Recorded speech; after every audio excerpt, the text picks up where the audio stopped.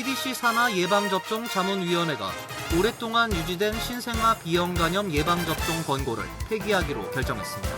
전문가들은 위원회의 결정이 근거 없는 주장에 기반했다며 미국을 더 취약하게 만들 것이라고 경고했습니다. DHS가 각종 복지 혜택 신청자의 이민 신분 확인을 위해 설계된 데이터베이스를 시민권 검증 시스템으로 확대해 감시하고 있다는 비판이 제기되고 있습니다. 데이터의 정확도에도 문제가 있어 귀화 이민자의 경우 피해를 입을 수도 있습니다. 최근 5년간 미국 등 해외로 나와 한국으로 돌아가지 않는 수법으로 병역을 기피한 사례가 1000여 명에 육박하고 있는 것으로 파악됐습니다. 병역 기피 사례는 증가 추세지만 이 중 대다수는 처벌 없이 방치되고 있습니다. 지난 1월 샌디에이고에서 발생한 경찰의 흑인 소년 총격 사살 사건에 대해 시 정부가 유가족에게 3천만 달러의 배상금을 지급하기로 합의했습니다. 역사상 최대 액수의 경찰 살인 합의금입니다. 뉴저지 패터슨 초등학교의 30대 한인 교사가 9세 여학생에게 막대 사탕을 주며 성추행을 한 혐의로 체포됐습니다. 혐의가 인정되면 최대 20년 징역형에 처해질 수 있습니다. 이상은 오늘의 주요 뉴스입니다. 시청자 여러분 안녕하십니까? KBN 뉴스입니다. 미국의 백신 접종 정책을 좌우하는 CDC 산하 예방접종 자문위원회가 오랫동안 유지된 신생아 B형 간염 예방접종 권고를 폐기하기로 결정했습니다. 백신의 안정성을 문제 삼은 건데요. 전문가들은 위원회의 결정이 근거 없는 주장에 기반했다며 미국을 더 취약하게 만들 것이라고 경고했습니다. 예방접종 자문위원회는 지난 5일 회의에서 신생아의 B형 간염 백신 접종을 바이러스 양성으로 나오는 1% 미만의 산모가 낳은 신생아에게만 권고하는 안을 표결로 채택했습니다. 현재 B형 간염 백신은 신생아의 감염을 최대한 빨리 차단하기 위해 생후 24시간 안에 접종합니다. WHO에 따르면 B형 간염에 걸린 신생아 중 약 95%는 만성 간염으로 진행됩니다. 하지만 이번 권고안에서 위원회는 산모가 바이러스 음성인 경우 신생아의 B형 간염 백신 접종을 시작할지 여부와 시기를 의료 제공자와 산모가 논의하도록 했으며 생후 2개월이 지날 때까지는 첫 접종을 하지 않도록 했습니다. 이로써 신생아를 B형 간염 바이러스에서 보호하기 위해 지난 1991년 도입된 보편적 권고가 34년 만에 폐기됩니다. ACIP는 현재 첫 접종 후 1에서 2개월째와 6에서 18개월째에 이뤄지는 추가 접종을 하기 전에 B형 간염 항체 검사를 받도록 했습니다. 추가 접종 시기에 대해선 언급하지 않았습니다. 이번 권고안은 CDC에 최종 채택될 가능성이 큽니다. 위원회에는 의료계에서 권위를 인정받는 인사들이 참여하며 CDC 소장은 이러한 권고안을 대부분 채택해왔습니다.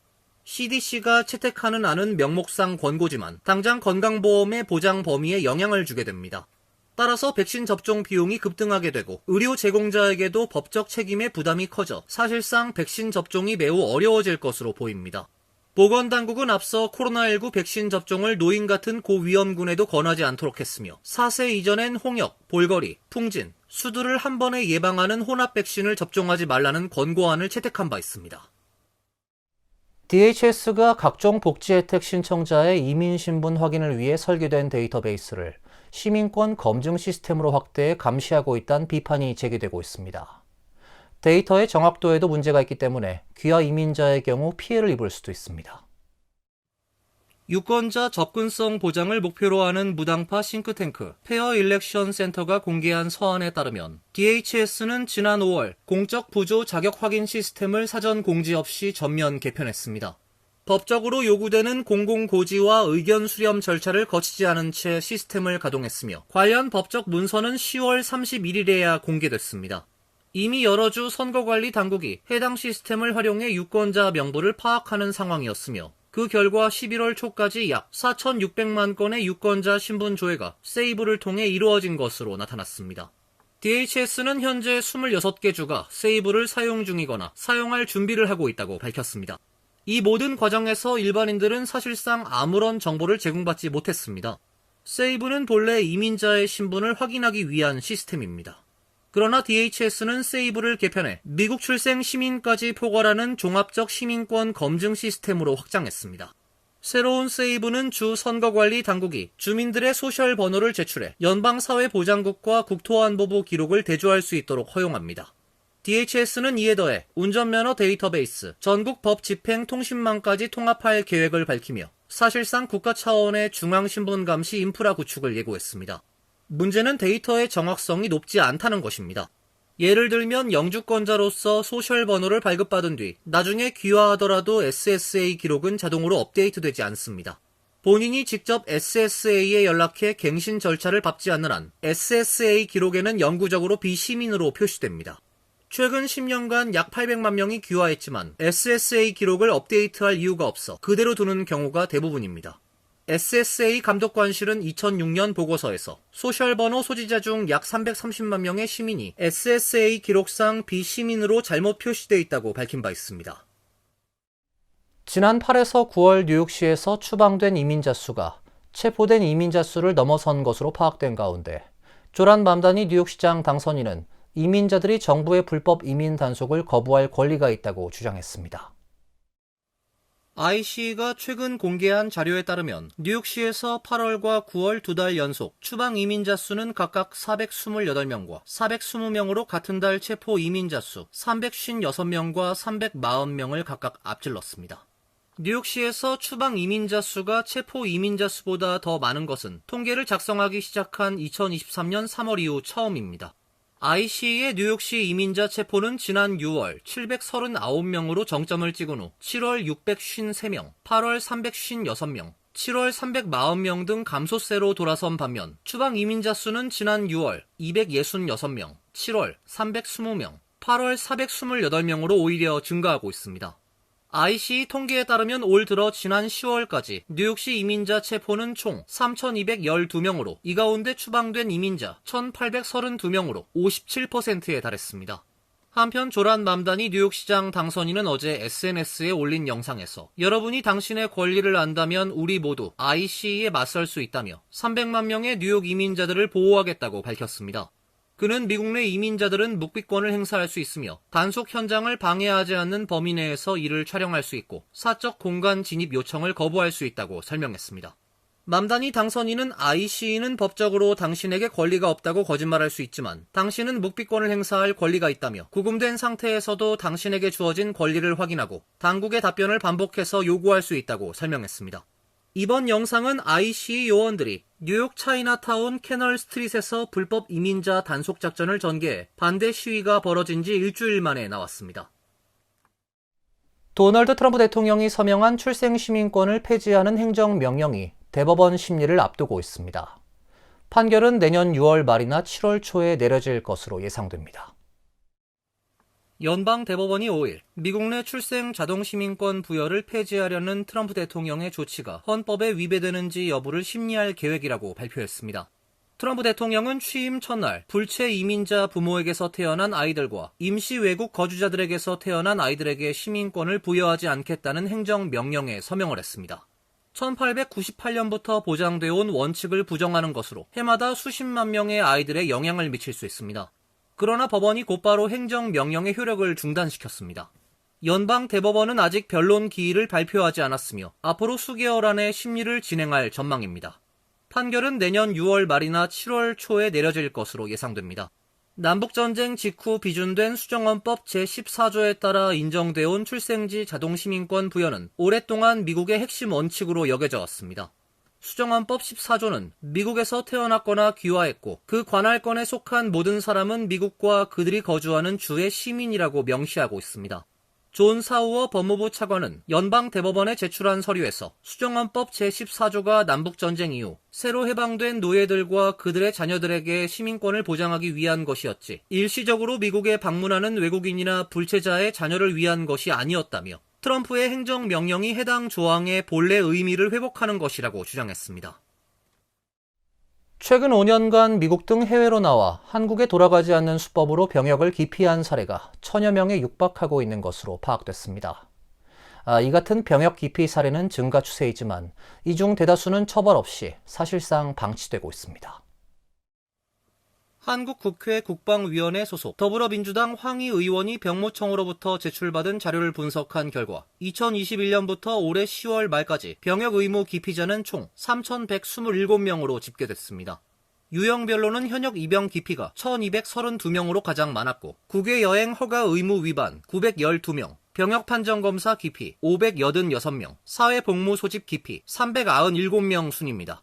병역법상 병역 의무를 마치지 않은 25세 이상 병역 의무자는 국외 여행을 하거나 계속해서 국외 체류를 희망하는 경우 병무청의 국외 여행 허가를 받아야만 출국할 수 있습니다. 허가 기간 내 귀국하기 어려우면 기간 만료 15일 전까지 연장 허가를 받아야 하며 24세 이전에 나간 후 25세 이후까지 계속 체류하려는 경우도 제외 공간을 통해 허가를 받아야 합니다. 병무청은 이를 어긴 사람에 대해 병역법 위반으로 고발하고 37세까지 여권 발급을 제한하며 온라인에 인적 사항을 공개하는 등 제재를 하고 있습니다. 지난해 7월부터는 법 개정으로 병무청 특별사법경찰이 직접 수사도 합니다. 하지만 위반 사례는 계속 증가하고 있습니다. 국외 여행 허가 의무 위반자는 2021년 158명, 2022년 185명, 2023년 196명, 2024년 197명, 올해 10월까지 176명 발생했습니다. 이들 중 단기 여행을 사유로 나갔다가 제때 돌아오지 않는 경우가 648명으로 압도적으로 많았습니다. 그러나 의무 위반자 912명 중 형사처분이 완료된 경우는 징역 6명, 집행유예 17명, 기소유예 25명에 불과하고 780명은 기소 중지 또는 수사 중단 상태입니다. 여권 무효화 조치도 하고 있지만 수사는 당사자가 입국해야 진행되기 때문이라고 병무청은 설명했습니다.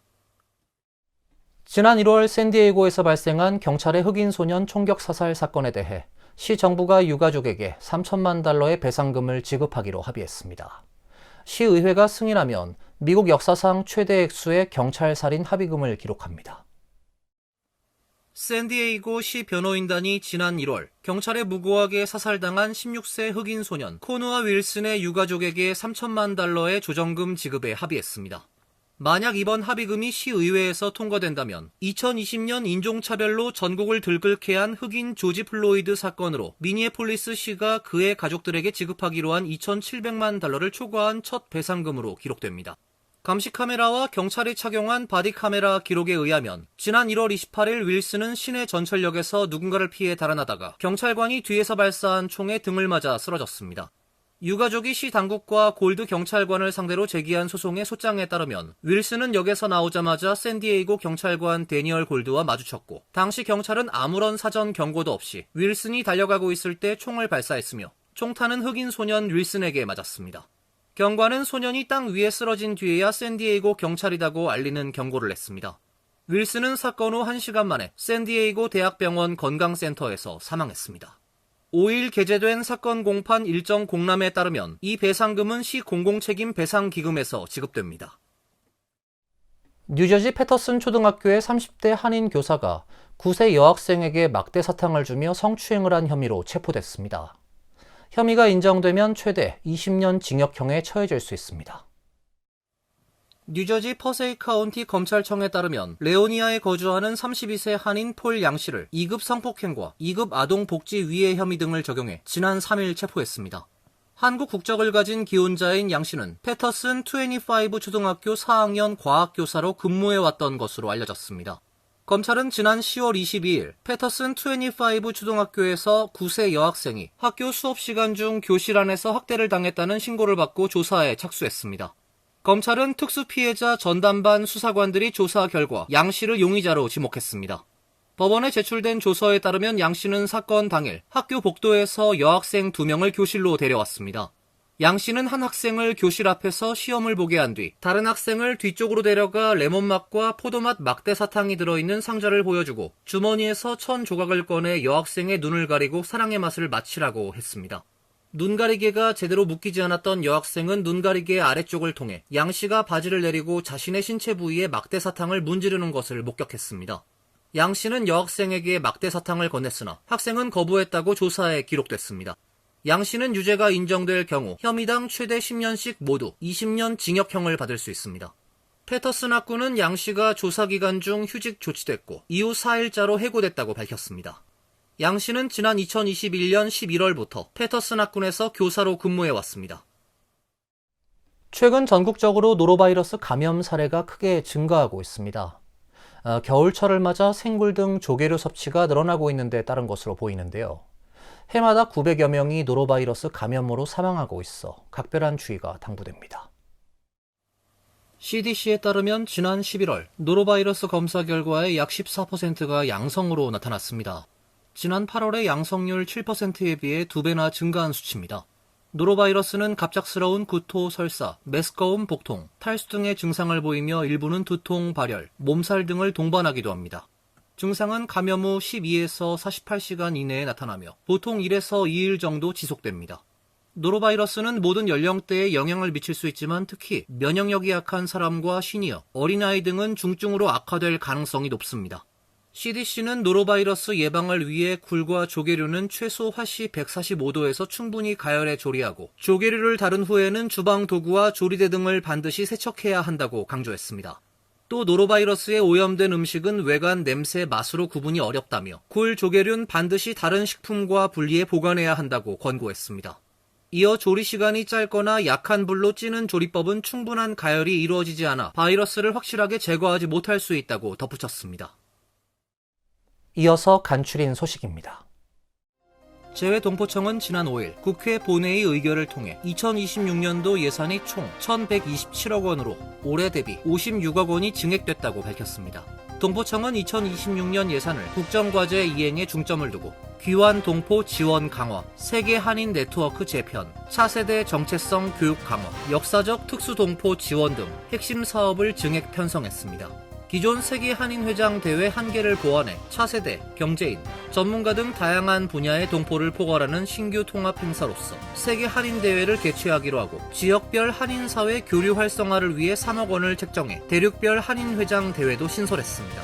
이 밖에 한글학교 역량 강화 사업 예산을 186억에서 195억 원으로 늘렸고 순회 영사활동 지원을 7억 7천만 원에서 8억 2천만 원으로 확대했습니다. 국립공원 관리청이 내년부터 흑인 민권 기념일인 마틴 루터 킹 주니어 기념일과 준틴스를 무료 입장일 목록에서 제외하고 트럼프 대통령의 생일을 새롭게 포함하기로 해 논란이 일고 있습니다. 내년도 무료 입장일은 총 8일로 트럼프 생일 외에도 대통령의 날, 메모리얼 데이, 독립기념일, 헌법의 날, 재향군인의 날, 루스벨트 대통령 생일, 국립공원 창설 기념일 등이 포함됐습니다. AP통신은 이번 조치에 대해 트럼프 행정부가 미국의 민권 역사를 축소하는 동시에 대통령의 이미지와 유산을 부각하려는 사례라고 분석했습니다.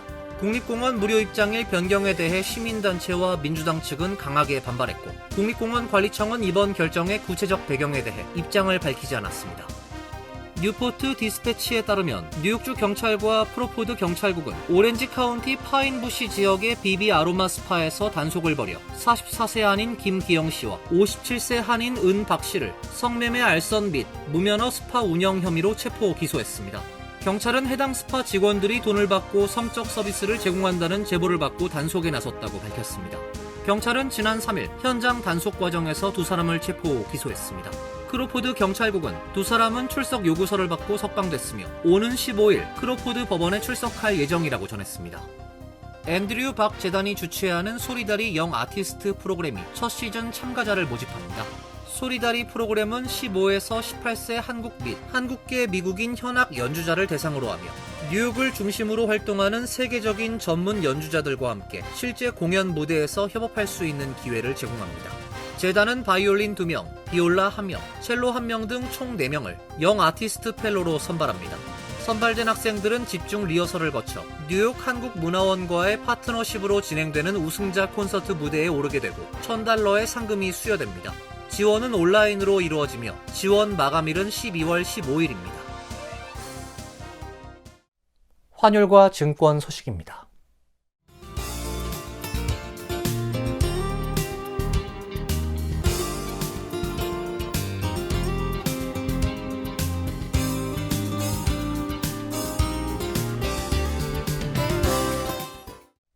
이어서 날씨입니다. 내일은 구름이 많은 흐린 날씨가 예상됩니다. 낮 최고 기온 35도, 섭씨 2도, 밤 최저 기온 32도, 섭씨 0도로 예상됩니다. 수요일은 오후부터 비가 내릴 것으로 예보되어 있습니다. 목요일은 대체로 맑은 날씨가 되겠습니다. 이상으로 KBN 뉴스를 마칩니다. KBN과 함께 즐거운 시간 되시길 바랍니다. 동부 최대 한인방송 KBN이 제작하는 KBN 뉴스는 웹사이트 mykbn.com 그리고 유튜브와 페이스북에서 다시 보실 수 있습니다. 좋아요, 구독, 알림 설정은 뉴스 제작에 큰 도움이 됩니다.